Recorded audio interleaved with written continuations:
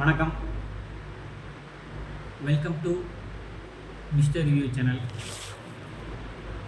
நான் பார்த்த படங்கள் அப்படிங்கிற டாப்பிக்கில் இன்றைக்கி நம்ம பார்க்கக்கூடிய படம் டிசம்பர் மாதம் 2008 வருஷம் டிசம்பர் மாதம் 12ஆம் தேதி 2008 வருஷம் ஹிந்தி மொழியில் கதை டைரக்ஷன் ஆடியா சோப்ரா அவங்களோட டைரக்ஷனில், ப்ரொடியூஸ் வந்து பார்த்துக்கிட்டா எக்ஸ் சோப்ரா அவங்களோட ப்ரொடியூஸில், படத்தொகுப்பு ரவி கே வர்மா அவர்களோட படத்தொகுப்பில், எடிட் நிதிஷ் சோனி அவர்களோட எடிட்டிங்கில், இசை சலீமன் சுலைமான் அவங்களோட இசையில், production X Chopra films international அவங்களோட ப்ரொடக்ஷனில் 164 நிமிடங்கள் ஓடக்கூடிய படமாக வெளிவந்த ரப்னே பனாதி ஜோடி, இறைவனால் ஆசீர்வதிக்கப்பட்ட ஜோடி அப்படிங்கிறது இது தமிழாக்கம். இந்த படத்தில் ஷாருக் கான், அனுஷ்கா சர்மா மற்றும் பலர் நடிச்சிருக்காங்க.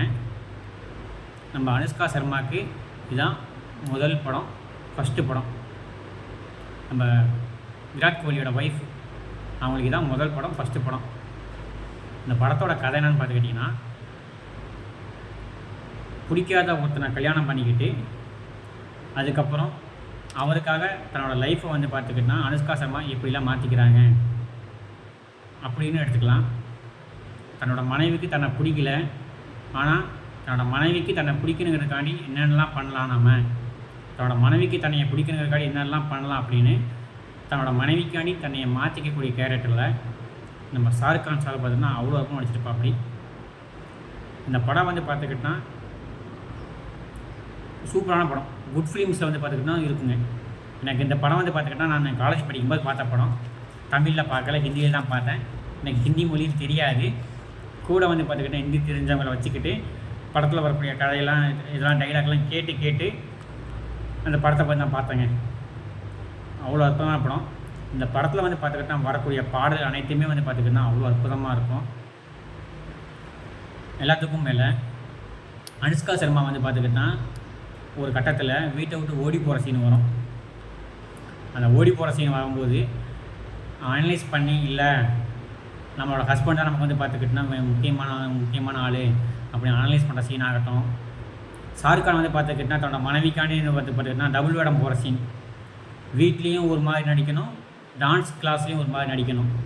அதில் அல்டிமேட் சீன் என்னென்னா, ஒரு டான்ஸ் ஜோடியில் வந்து பார்த்துக்கிட்டா டான்ஸ் போட்டியில் கலந்துக்குவாங்க. 2 பேருமே கலந்துக்கிட்டால் ஒரு ஆடிஷனில் வின் பண்ணால் 2 பேரும் கலந்துக்கலாம் அப்படிங்கிற வின் பண்ணால் கலந்துக்கலாங்கிற ஒரு மாதிரி வரும். அதில் வந்து பார்த்துக்கிட்டா நம்ம ஷாருக் கான் அனுஷ்கா சர்மாவும் அந்த இதில் பார்ட்டிசிபேட் பண்ணி வின் பண்ணிடுவாங்க. அந்த ஜோடியில் கலந்துக்கிட்டவங்க வின் பண்ணனால ட்ரீட் அனுஷ்கா சர்மா வந்து பண்ணுவாங்க, ட்ரீட்டு தரேன் அப்படின்ட்டு நம்ம ஷாருக் கானுக்கு வந்து பார்த்துக்கிட்டா பானிபூரி வாங்கி கொடுப்பாங்க. சாயந்தரம் 5 மணி வரைக்கும் பார்த்துக்கிட்டா அந்த ரோட்டு கடையில் பானிபூரி சாப்பிட்டு 6 மணிக்கு வந்த உடனே அனுஷ்கா சர்மா வீட்டில் வந்து பார்த்திங்கன்னா பிரியாணி செஞ்சுருப்பாங்க.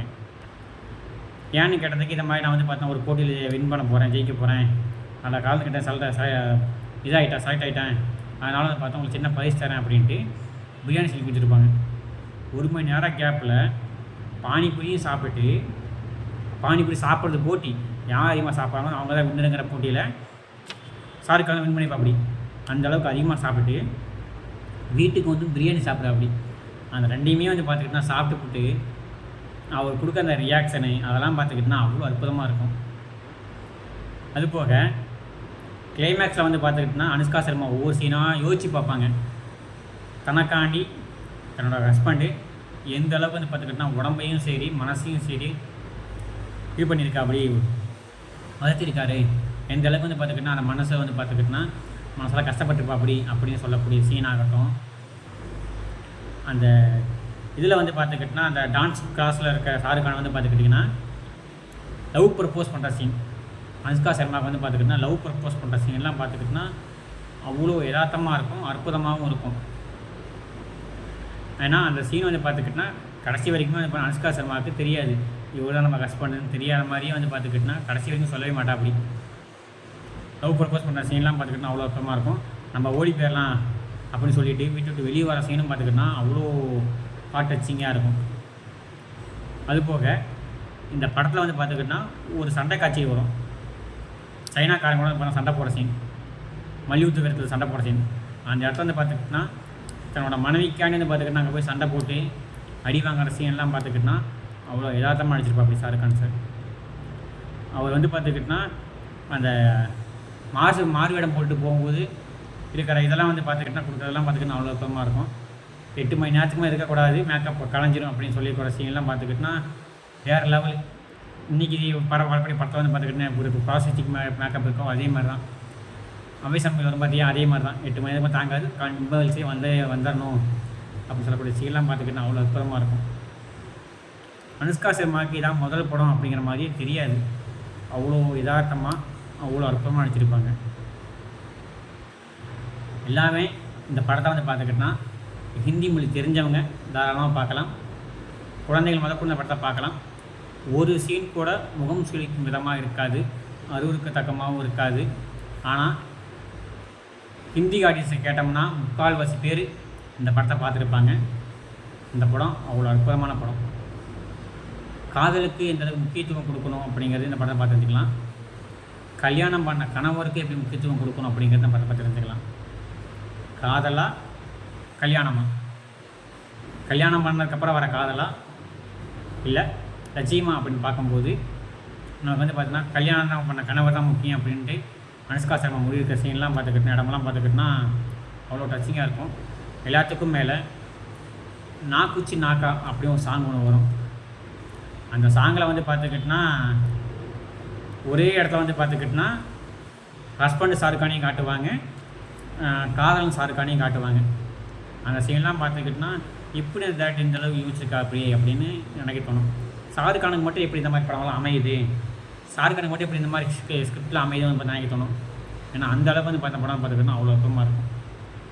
கண்டிப்பாக ஹிந்தி மொழி தெரிஞ்சவங்க அனைவரும் இந்த படத்தை பாருங்கள், படம் அருமையான படங்க. மறக்காமல் உங்களுக்கு ஏதாச்சும் கருத்துக்கள் இருந்தால் கமெண்ட்டில் தெரியப்படுத்துங்க. இந்த சேனலை சப்ஸ்கிரைப் பண்ணுங்கள், லைக் பண்ணுங்கள், கமெண்ட் பண்ணுங்கள், 4 பேருக்கு இந்த சேனலை ஷேர் பண்ணுங்கள். நீங்கள் அழிக்கக்கூடிய சப்ஸ்கிரைப் தான் எனக்கு வந்து பார்த்துக்கிட்டோன்னா இன்னும் மோட்டிவேஷனை கொடுக்கும். மீண்டும் ஒரு முன்னோட்டங்களை சந்திப்போம். நன்றி, வணக்கம்.